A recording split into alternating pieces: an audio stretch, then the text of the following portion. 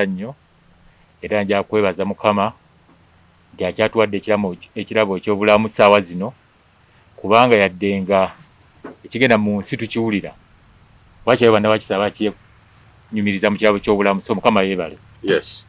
Tukusanze ku mirimu gyo gigenda gitya mu muggalo guno ku luuyi ewuwo?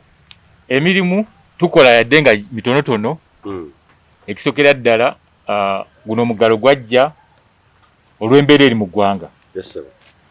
Naye nga naffe bannawakiso nange wano wendi yankwatira eno zaaliwa masuuliita naye yankwatira mu kibuga ate nga sisobola kusala kudda masuuliita. Okay.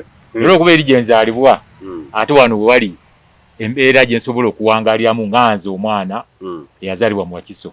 So nkeera kukola mirimu gyange wano n'abantu bange ne tulaba nga tugezaako okulaba nga embeera tetunyiga nnyo kubanga okubeera mu nju nakyo kinyiga nnyo. Wano bwe tufuluma ne tujjako wano oddeyo n'akawogo ewaka abaana ne balya. Bukyanga akalulu kaggwa aka 2021 aka LC5 Wakiso District obadde silent akasiriikiro kategeeza ki? Okusookera ddala nja kwebaza mwami Wamala kubanga sinnafunayo munnamawulire. Bwe twali mu kalulu batutigisanga buli kiseera sinnafunamu era newunyiza okunkubira essimu jjo. Anti erinnya Moses Mayanja abakulu benkola n'abantu bagamba kiki?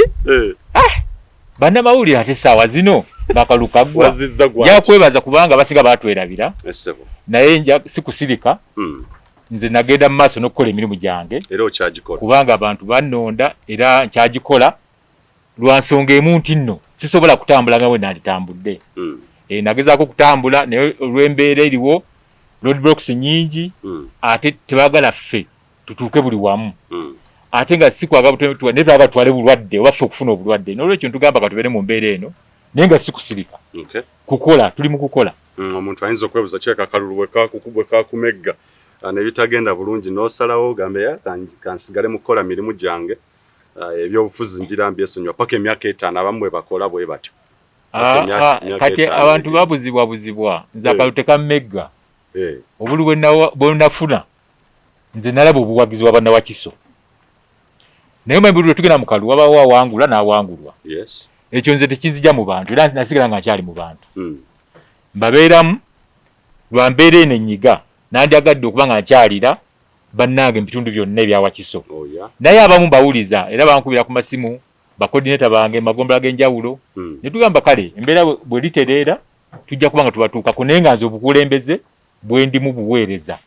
Nze nina fulaga NRM era yadde nga girina abantu bandikamu obwesige n'olwekyo nkyabakulembera emyaka gino 5 nga omuntu gwe batikamu obwesige so sijja kusirika nja kusigala nga mpeereza. Embeera ya COVID-19 gavumenti engeri gyegikuttemu gwenga munnakibiina kya NRM era nga flag bearer wa Wakiso olowooza eri bannansi yeeyo gwanidde okugamba nti gavumenti bwe yandigikuttemu gw'obiraba otya Moses Mayanja?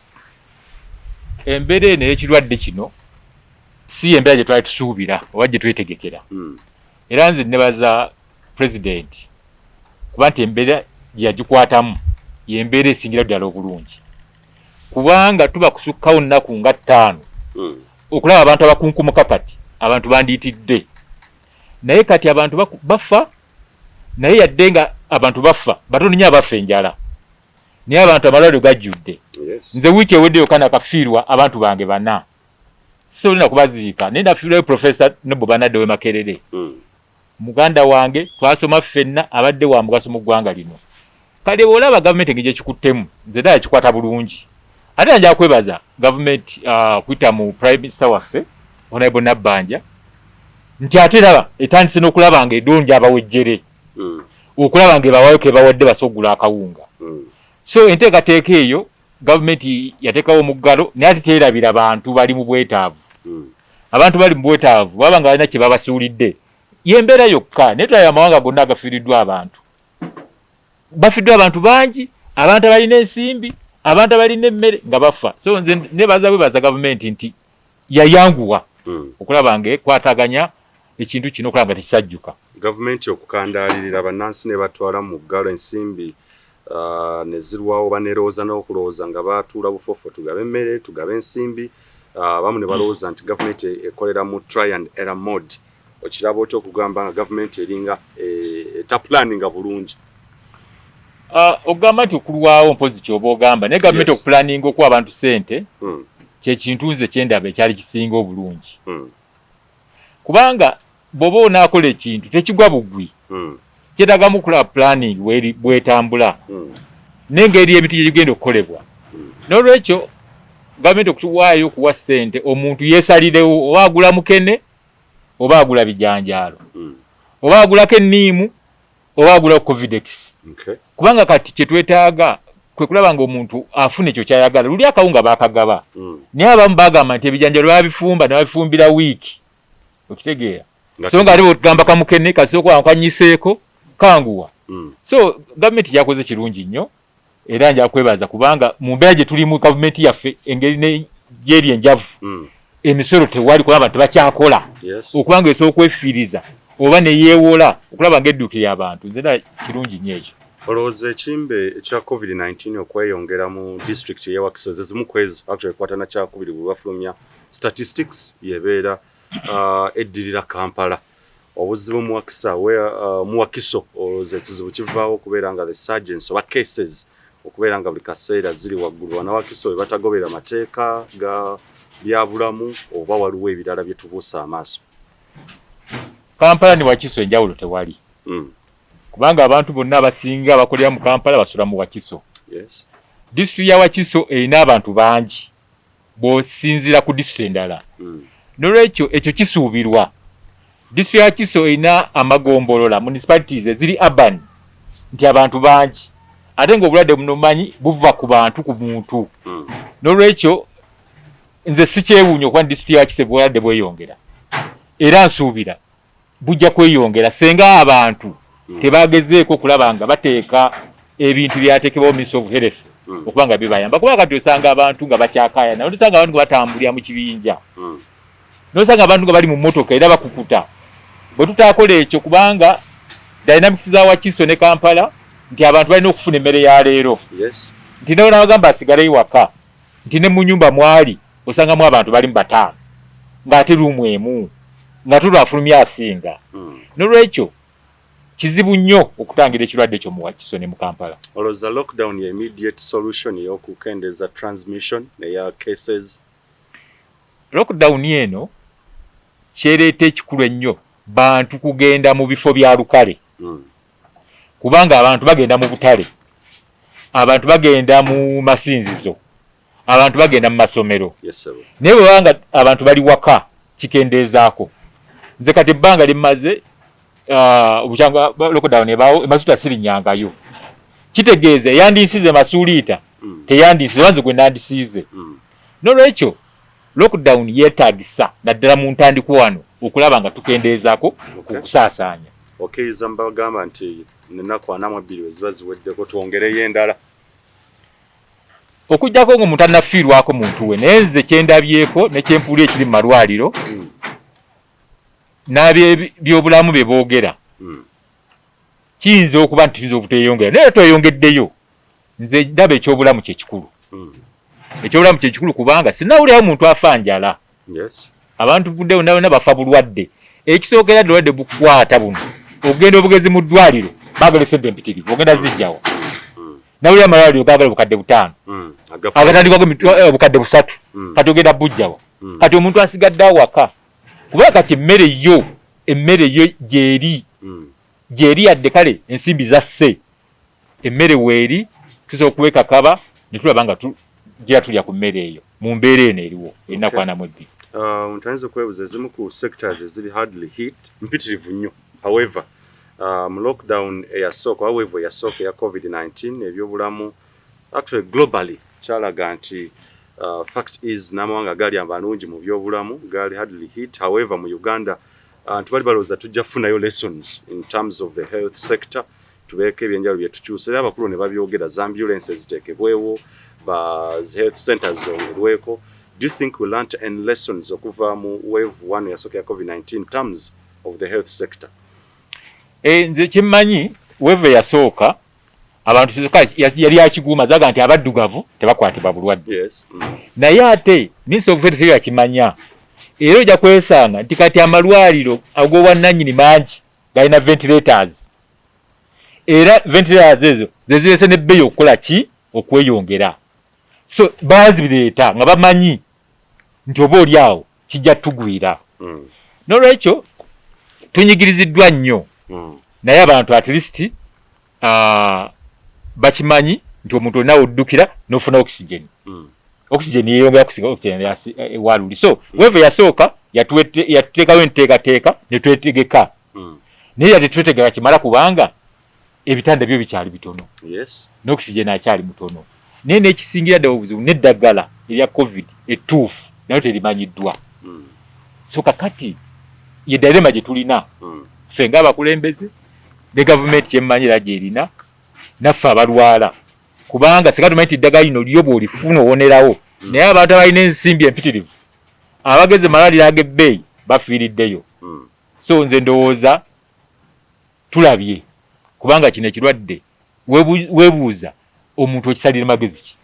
Gwe ng'omukulembeze era yali aluubirira okutwala kuba of course nkuyitira omukulembeze nti ebintu bingi nnyo by'okolera byo abantu b'okiikirira. Do you think government engeri gyekuttemu ekimbe ekya COVID-19 in terms of the health sector kuba basinga balowooza nti ensimbi nnyingi ezeziyisibwa okusinziira ku supplementary budgets zetuze tufuna okuvya ddala omwaka oguwedde in terms of accountability bannansi bamativu oba nawe oli mumativu nti ddala kituufu ssente zetwewoza ezimu ezituweeddwa IMF World Bank zikoze ekyo kyezigwanidde okukola okutaasa obulamu bw'abannansi n'okuyimirizaawo ekonome wamu n'okuyitimusa eggwanga. Nze ndowooza ssente ezo eziva mu supplementary budget kugezaako kutaasa mbeera. Naye zijjira mu mbeera ate nga n'ebintu ebikozesebwa ekiseera ekyo nga nayo bikaalaamye. Supplementary budget bwejja ne bagamba basubsidizinze naye abantu balina kye bakola. Naye kati ssente zizze kyokka abantu bali mu muggalo. Kitegeeza abantu betaaga support. Naye nga ssente zituyambyeko kinene nnyo kubanga kati bw'ogenda Namboole empulira wali obujjanjabi. Wowe nawulidde nti ne Mulago obujjanjabi bw'Omulago nabwo bulungi nnyo.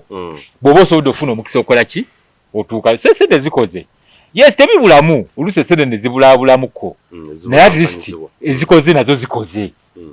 So nja kwebaza ab'obuyambi IMF batuyambye ne gavumenti yegezaako okwewola naye nga kyekolera kiri kimu kutaasa bulamu bwa Munnayuganda. Bwetaasa obulamu bwa Munnayuganda ebisigadde tunabiraba nga obulwadde buweddeko. Obulyake obuli bw'enguzi n'obubbi n'obunyazi actually obw'ensimbi ez'enjawulo ziteekeddwa okukola ebintu eby'enjawulo. Tuzze tufuna alipoota mpitirivu nnyo of course ne Auditor General alipoota gye yafulumya omwaka guno eno nga gutandika yalaga nti ensimbi z'abannansi mpitirivu nnyo ezabbibwa.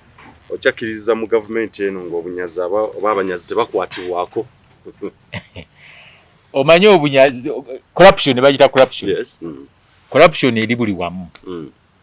Ate ogezaako kulwanyisa corruption ojja kwesanga nga kijja tutwalira akaseera kubanga ate abasinga ffe tugiwagira ddala enguzi. Ojja sanga oli baganye temutambula.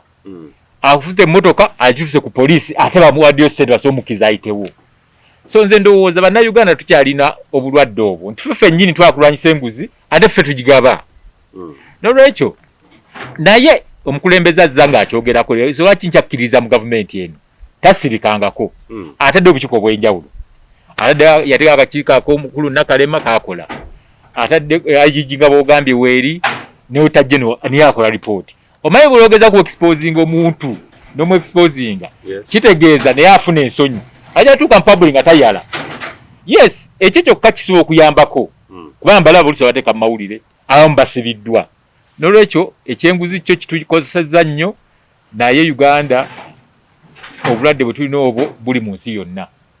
Engombo ya securing your future ya headlininga akalu ka 2021 olowooza ebbanga lye twakatambulako obukulembeze buno obujja. Do you see anything close to securing the future of the citizens? Yes, omanye buli bokola enteekateeka waliwo by'oluubirirwa ne byofuna. Nze ndowooza tetunaba kuva ku ekyo. Okusookera ddala President bwe yagamba wabeewo omuggalo. That is one of securing our future. Kubanga olwali tulwadde tujja kuba balamu. Naye ensaasira busaasizi bannaffe abali mirimu gyaki gyenkola gyendi naddala aba taxi bananyini taxi n'abazivuga abo bo bayisibwa ddala bubi nnyo naye nja okutegeeza gavumenti erina program kalina parish model nti sente zigenda buli muluka sente zonna zituse ku buli muluka aba n'azifuna naffe wano munamatambala bwe tuba tuzifunye omuntu ajja kugula kasooli ajja kugula embuzi ajja kujanguleko wano omuti azimbe ezo sente zijja so nze siri worried government programs yateekateeka bulungi to secure everyone's future olowooza bannansi bonna banaganyulwa kuba bye tulasofa abatandise dde okwegabira ensimbi n'owulira nti ezigenda okubeera nga zikola mu kugabira abantu okufuna emmere na biki emitwalo 10 n'otandika okuwulira mixed reactions ne disappearances webitakwatagana bulungi nnyo. Do you think it will be inclusive securing of the future nti buli munnansi yenna anaafuna mu future eyo gye boogerako yo future weeri bw'ogirabawo? Bannansi abaneeteekateeka kubanga gavumenti egenda kwoyoola buyozi nsimbi eziyiwa n'amatambala wane n'akawuka. Waliwo abajja okweteekateeka bakole ebibiina bwe banakola ebibiina sente badde zijja zigenda kujja naye obuzibu bw'ogamba nti bonna waliwo abantu bawo nga tebaagala kuwulira puroguramu yagalaga twakoowa abo bo tebalivaawo gye bali naye abanaazifuna abatono kubanga omuntu bw'ofuna sente leero ssebo mwami wamala kozize wano leero ojja genda ogule wali erikota y'ettooka okitegeera kirera sente zijja kutambula zo sente zitambula so kwesanga nga buli muntu azifunyeeko yentambula y'essente okitegeera senga sente gyayita velocity of money zitambula ne zitambula naawe agambe nze sijja kufuna sente za gavumenti ojja kwesanga ng'ogeze n'ogula ekintu oba n'otunda ekintu ku muntu yazifuna so nze siri mweralikivu n'akamu nkimanyi gavumenti eno enenteekateeka ennungi era nkakasa nga embeera yonna eteredde baminisita zonna zitanse okukola buli muntu agenda kufuna mu gavumenti eno. Weevu eyokusatu batutegeeza nti nayo eri kumpi era bwe tuba tuteese kimala eyinza nayo okutugoya mu maaso awo naye nga weevu eno eyokubiri basuubira bannassaayansi n'abasawo nti by August eno weevu eyokubiri eno eyinza okubeera n'amaanyi amayitirivu nnyo nga tetunnatukana ku weevu eyokusatu. Do you think we are ready for the third wave basically as Uganda and Africa at large okusinziira ku bye tulaba government n'abantu beekulembera engeri gye beeyisaamu in terms of okwetangira ekimbe saako n'okukijjanjaba oza tunaabeera ready kuba tulabyeko wave 1 wave 2? Nze kye mmanyi nti neno wave gye tuliko kati eyokubiri etutta abantu baffe ate bootasuubira naye kyensaba gavumenti eno ku ssente zenazizze twongere okugema abantu baffe abantu bagemwe bwe banaawo bonna bagemeddwa osanga weevu eyokusatu wenajjira tujja kuba tulinamu resistance ekyaleeta obuzibu nti abantu bateekamu ebyobufuzi naye no weevu eyokubiri tandikoseza nnyo singa abantu bakkiriza obbagema naye abantu baga nti byaki bya bufuzi naye nja kwebaza gavumenti yo tesirise nze kyensaba kiri kimu gavumenti eyongere ku vaccination eddagala lijje mu bungi buli muntu ageme kuba luli bagamba nti obulwadde bukwata bankaaga naye bajja soka gema bankaaga naye nga tulabe nga n'abaana abato bakola ki so yandibadde massive immunization buli muntu agemebwe tulabe nga twetegekera embeera eyo n'ekirala abantu bongere okwekuuma kubanga buno obulwadde nze simanyi gye buva kubanga ndaba abantu abafudde abanene abagezeza kwambala mask aba social distancing nze ababeera nga tebadda abantu ba bulijjo bafudde n'olwekyo tugeze okulaba twekuuma omuntu osobola okuteeka mu mask newe oli waka gyambale kuba buyinza okuleeta mu bbanga nga tubita mu bantu so nze kyensaba kiri kimu weeve eyo egenda okujja nga tubali kalekaleko n'ekirala waliwo ebintu byaffe bya bulijjo abantu tugezeko okulya ebintu ebya bulijjo tuve ku bintu ebyebbeeyi ebyo kuba kati olaba waliwo obudde badde bagamba nti bwonya covid bujjudde eyo waggulu bonna bujjudde wano abantu bagezeko okulya ebintu ebyongera immunity yaabwe doodo teetaaga ssente kumulima nnyo ziri awo oyiwa buyaawo n'akula enniimu abantu banune enniimu obutungulu tulyeko ga tulye ku bintu tuve ku bino ebintu bya butto tulabe nga immunity yaffe eyongera okukola ki okubeera nga eri waggulu aba tulekera kulya ennyama tulye ku mukene okera ku makya uta ku byenda so kyensuubira nti bwe tunaakola ekyo omubiri ne guba migumu tujja kusobola okulwanyisa obulwadde buno oba oli awo nga tulwanyisa ssenyiga wa bulijjo. Okay. Nkusanze mu mirimu gyo wano okola ndowooza nkulaba ng'omuntu atalina stress. Do you miss anything okubeera mu position y'obukulembeze oba leadership position nga bwe wali okiruubirira? Nze ndi mukulembeze. Era obukulembeze obwange tebusalikangako yala katundu bwe kati. Ekisooka nina abaana mbakulembere waka. Nina abantu benkola nabo bakulembera. Nina abantu abampagira mu kalulu. Era kati twogera. Nandyagadde nnyo kubanga nyogera okubaweereza. Sega simbeera eno. Sina kyenne kubagiza ng'omuntu kubanga ebyokukola weebiri. So tolina kyosubwa kutuula ku district wali ku lakinga gwali mu office. You don't miss anything. Okutuula mu office essaawa zino kubanga kyajja sina kyenkifiiramu n'akatono kubanga nze siize ndiyo. Kati kamperereze wano wendi. Kamperereze wano nabali baweereze. Ate ekisabo kinaatuuka. Nkakasa era obuweereza nja kubuddamu. Nja kubuddamu. Omukulu aliko eyawangula akalulu. Do you get time okumulungamyako okubeera nga mukulaakulanya Wakiso eyawamu? Embeera twali twakava mu kalulu weyamalira okulaba tedudda mu by'obulwadde. Naye abakulu si ye yekka. Kati tulina n'omubaka waffe Matovu, Honorable Matovu, simulaba kunandagadde omulaba. Tulina Honorable Nsubuge Busiro North, tulina Abasemujunganda, tulina Abaseggona, bonna nandyagadde kuba bakulembere kati abatutwala. So nze sirina buzibu ng'omuweereza w'abantu, sirina buzibu kolagana bakulembeze baliko kubanga balondebwa bantu. Lwakuba oluusi batuwakanya nenze sirina nsonga yonna engana kuweereza nabo.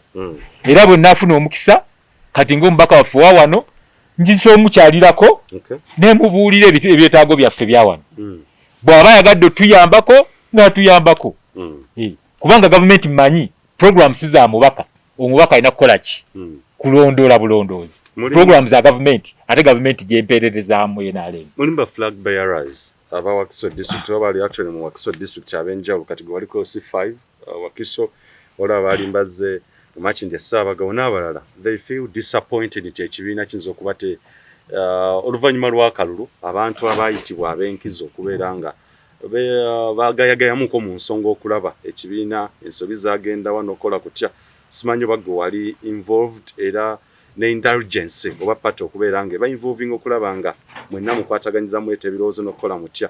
Simanyi oba naawe oli disappointed okubanga ekibiina mulimu abaga nti pati engeri gye yakwasaganyamu ensonga after the election yinza okubeera nga abamu yabaleka muli disappointed. Bwe twamala akalulu nja kwebaza Honorable Kiwanda yayita olukiiko. Ffenna Flag Bearer twaliyo ku Green Card Nansana. Okugezaako okulaba obuzibu bwavaawa tuwe n'ebirowoozo byaffe eri abakulu ab'ekibiina kubanga enensobi teyali yange nga Flag Bearer ate teyali yaki bakulu baffe abatwala mu kibiina. Ekintu kyajja mu mbeera nti nno abantu bo basalawo. Bwe basalawo bwe batyo naffe twakyewuunya.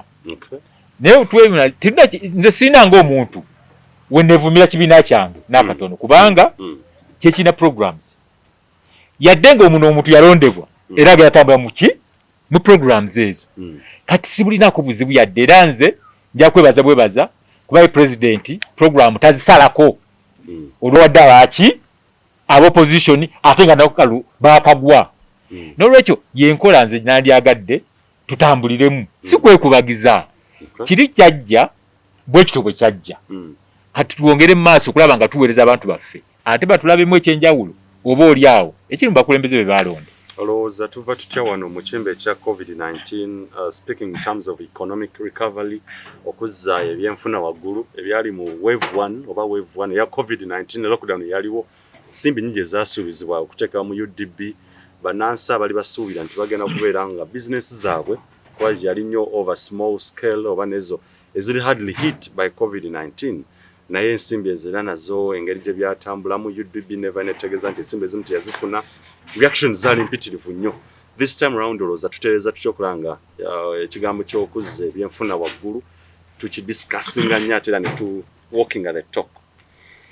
Ekigambo ky'okuzza ebyenfuna waggulu egenda kuba challenge kubanga kati n'omuntu yafuna ssente kuva mu UDB tezikola omuntu yafuna tekola n'olwekyo nze ndowooza gavumenti kyerina okukola kati ennyo okutunuulira kwe kulaba ng'eteekawo etondawo amakolero esikiza nti okukola amakolero bafune emirimu kubanga yadde covid waali amakolero tegayimiridde naye amakolero lwaki tegayimirira kubanga ffe tuyimiranga kulya n'olwekyo egyo emirimu direct employment eri makolero nsuubira kyekyandibadde omulamu geno okusindika ekonomi yaffe okudda waggulu ate n'amakolero ago naddala gagakozesa ebintu byaffe tujja wano mu nnimiro kati obulimi olwo nawe bukole ki bweyongere kubanga ebiva mu nnimiro bidda mu kkolero nti omuntu afuna omulimu mu nnimiro ate n'afuna n'omulimu mu ki mu kkolero n'olwekyo singa tukozesa raw materials ziva mu nnimiro zaffe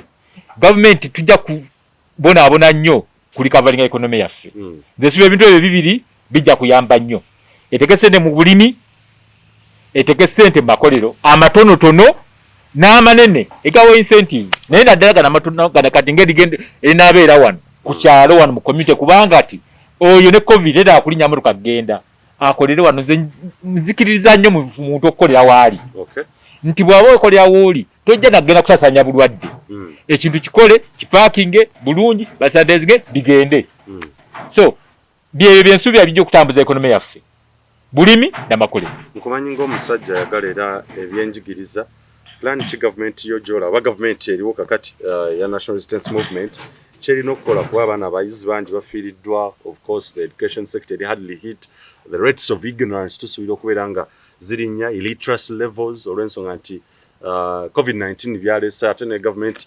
bannansi basuubira ntikyeka ne plans erina okureviving oba plans B plan C okulaba nti enjigiriza bidda waggulu eringa nayo esobeddwa oza tuva tutya in terms of the education sector kati nonze nange nasoberwa kubanga ati emyaka ebiri abaana tebasoma waliwo amasomero agandi nti basomesa abaana babaweereza online mbalaba naye kati akola ku online n'owuliwe kabongo atalina network yagenda kukola atya so kati awayi dilema nti yinona akusoma online agenda tula bibuuzo naani addewa so kyeva asaba gavumenti eno kyerina okukola kutuna mu curriculum curriculum eno weba ekyuse tuve mu bino ebintu by'okusoma theory omungi ennyo oyo okutandika okunoonya betwamisinga tudde mu bintu by'emikono kati mbadde wano omwana yateeka mu taapu eno wakuno kunakawuka pulamba abantu bayiga ebintu eby'emikono abantu bayiga ebintu eby'okuyiiya nga mulimu nnyo okuyiiya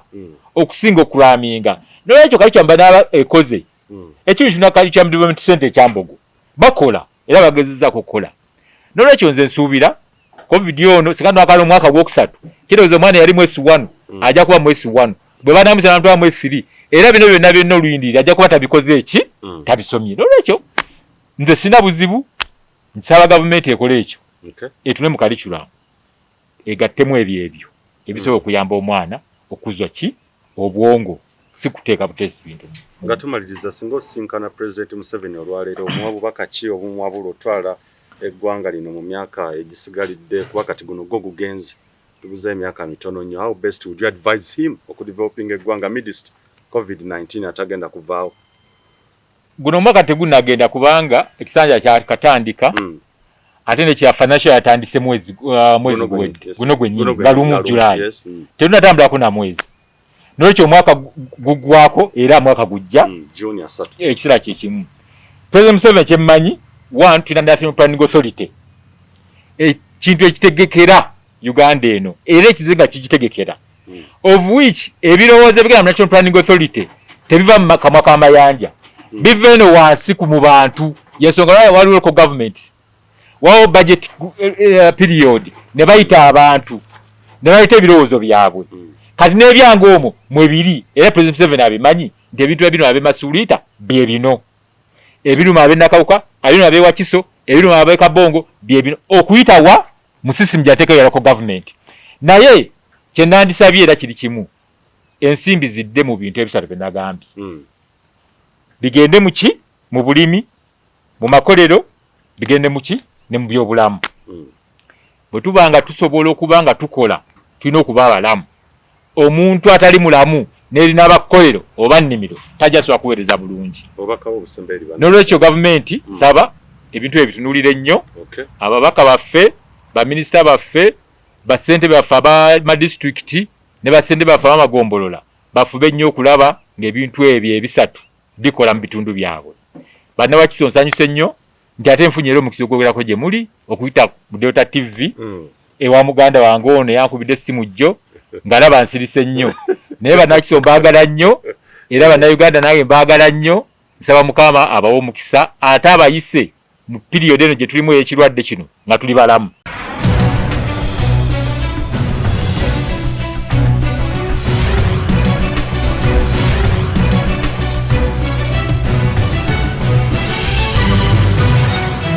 Tukwaniriza kuweesiba ebbiri.